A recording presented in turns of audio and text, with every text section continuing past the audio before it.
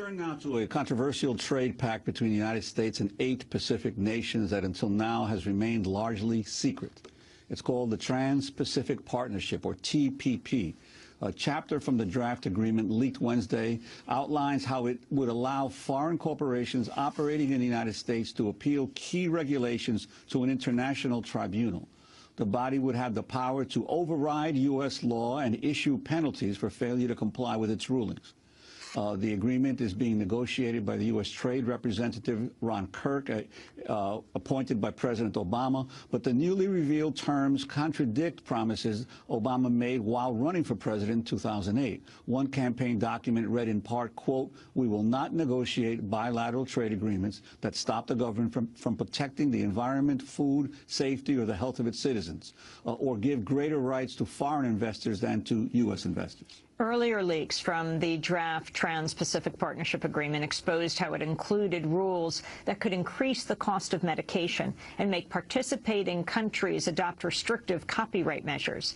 No one from the U.S. Trade Representative's office was able to join us, but in a statement to Democracy Now!, they said, quote, "Nothing in our TPP investment proposal could impair our government's ability to pursue legitimate, non-discriminatory public interest regulation."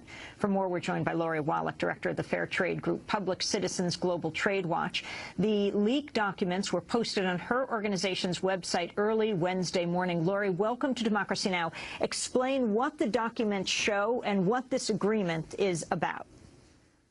Well, it's been branded as a trade agreement, but really it is enforceable corporate global governance. The agreement requires that every signatory country conform all of its laws, regulations, and administrative procedures to what are 26 chapters of very comprehensive rules, only 2 of which have anything to do with trade. The other 24 chapters set a whole array of corporate new privileges and rights and handcuff governments, limit regulation.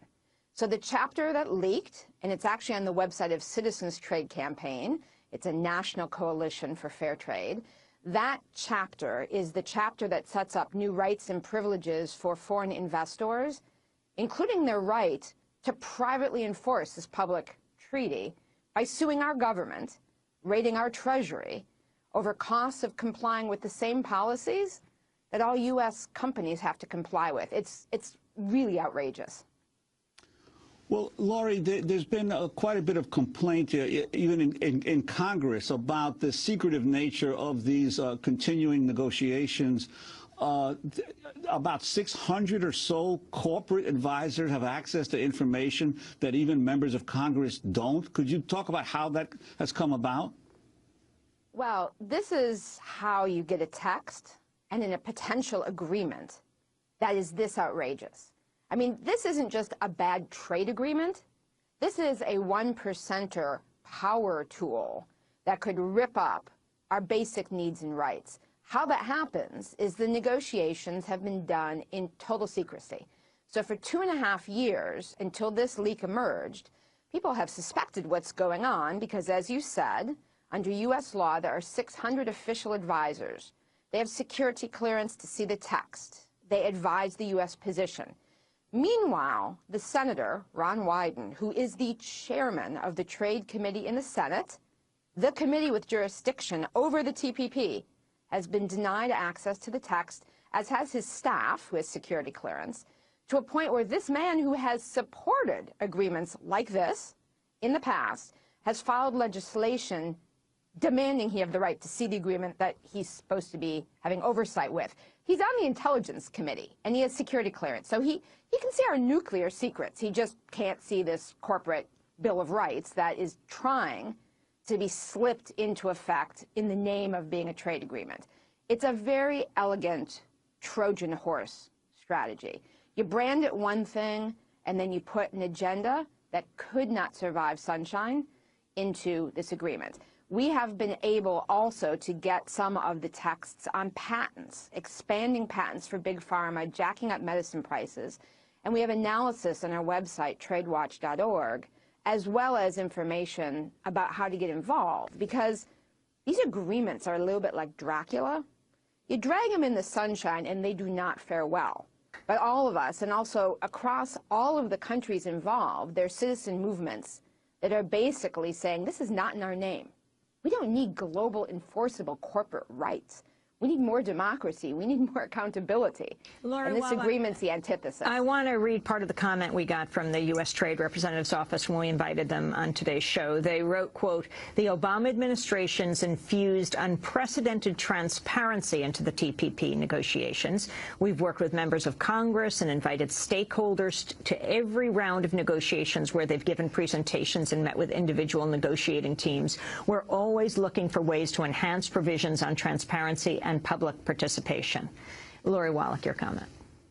Well, to start with, the idea of transparency of the current negotiators is a one-way mirror. We can basically talk to them and do presentations.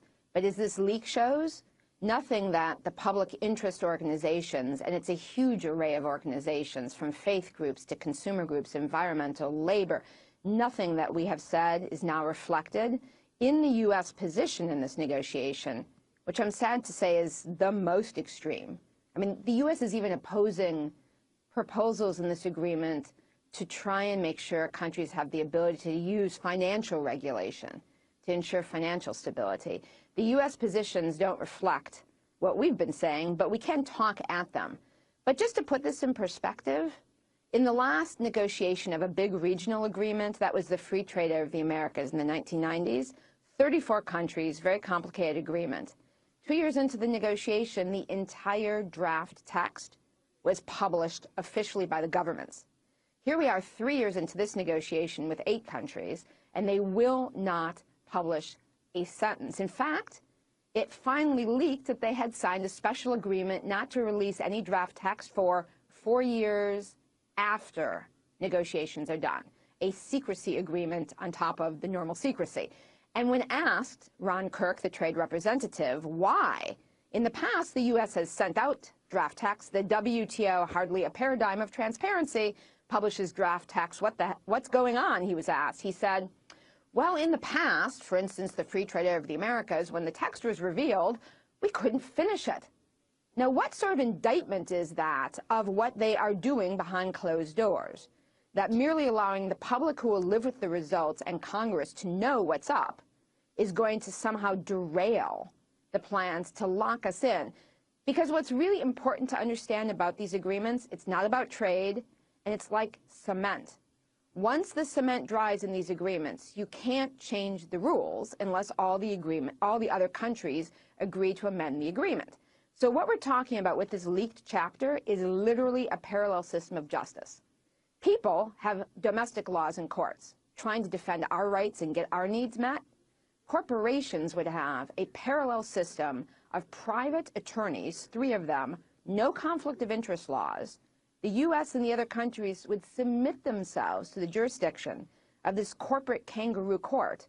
And these 3 random attorneys would have the right to order the U.S. government to pay unlimited amounts of our tax dollars to corporations and investors who, A, claim regulatory costs need to be refunded, or B, are saying they're not being treated well enough, regardless if the policies they dislike are the exact same ones that apply to all of us. So, even under NAFTA's system, which has some of this, $350 million have already been paid out to corporations by governments over toxics bans, zoning laws, timber rules. This is a sneaky outrage, and if people actually put a spotlight on it, we can stop it. So, Lori, I wanted to ask you, you mentioned the 8 nations that are involved in negotiations. Which nations are they? And also the issue of the way this is being negotiated, the number could expand dramatically in the future. Could you talk about that? Well, the reason why it is so incredibly important that this agreement be exposed is this could well be the last agreement that's negotiated. So many of your listeners and viewers have been involved in the sneaky way trade agreements have been used by corporations to limit regulation and to foster a race to the bottom since NAFTA. And each of these agreements has gotten bolder, more expansive in its limits on government regulation and its granting of corporate powers. This one could be the end, because what they intend to do is leave it open, once it's done, for any other country to join. So this is an agreement that ultimately could have the whole world in it as a set of binding corporate guarantees of new rights and privileges enforced with cash sanctions and trade sanctions. It is not an exaggeration to say that the TPP threatens to become a regime of binding global governance, right at the time that the Occupy movement and movements around the world are demanding more power and control. This is the fight back. This is locking in the bad old way plus.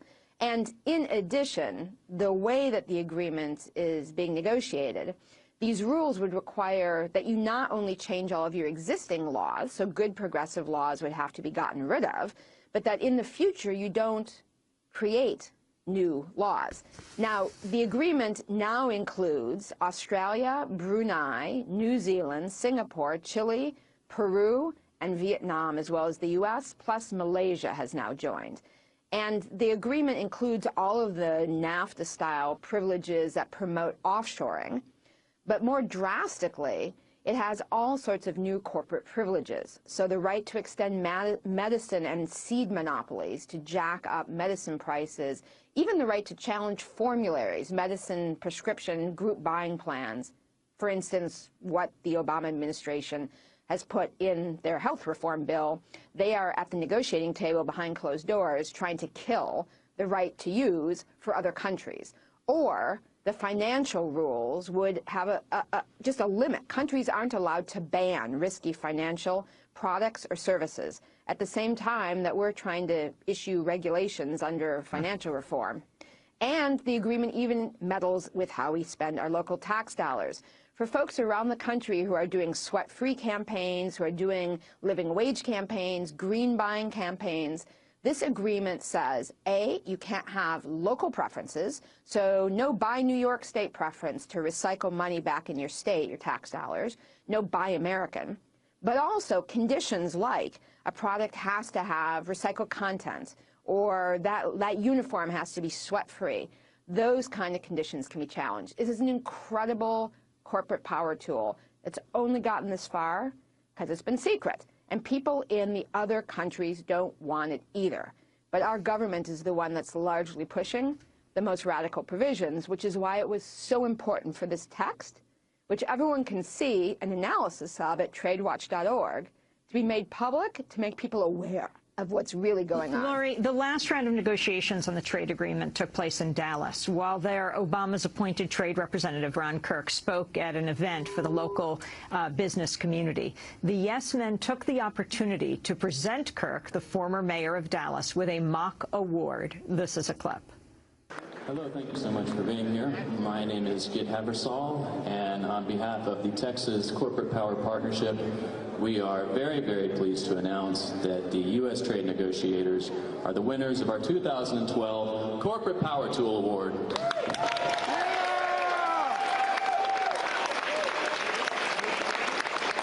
We would like to personally thank the negotiators for their relentless efforts. The TPP agreement is shaping up to be a great way for us to maximize our profits, regardless of what the public of this nation or any other nation thinks is right. The next round of negotiations on TPP are scheduled over the July 4th holiday weekend. Lori Wallach, can you comment on this? And also what I assume would be President Obama's response, if talking behind the scenes, like perhaps tonight when he's going to be at Sarah Jessica Parker's house with raising a lot of money. The financial sector is donating $37 million to Mitt Romney so far. The Obama administration's haul, $4.8 million. That even his own Wall Street supporters are going over to Romney right now. So he would say he is doing better than Romney would in trying to take on these guys. I think that for President Obama, there are two scenarios. One is he has not been on top of what these negotiators are doing. This really has been under the radar. It's so important that the text finally came out because it sends a warning to Congress, to the public, et cetera. And that's basically he's got negotiators on the loose. They are many of the same people who during the Clinton administration got us into NAFTA. They're recycled back into the trade negotiating team. The other alternative explanation is just the money one, which is, it is the case that this is an agreement the 1% loves. This is sort of a 1%er fantasy. It's not just that on the margins and in national governments you have to keep fighting with all your money and lobbying to try and get what you want. This would lock it in for the future, indefinitely. We want to thank you very much for being with us, Director of Public Citizens Global Trade Watch, and we will continue to watch this.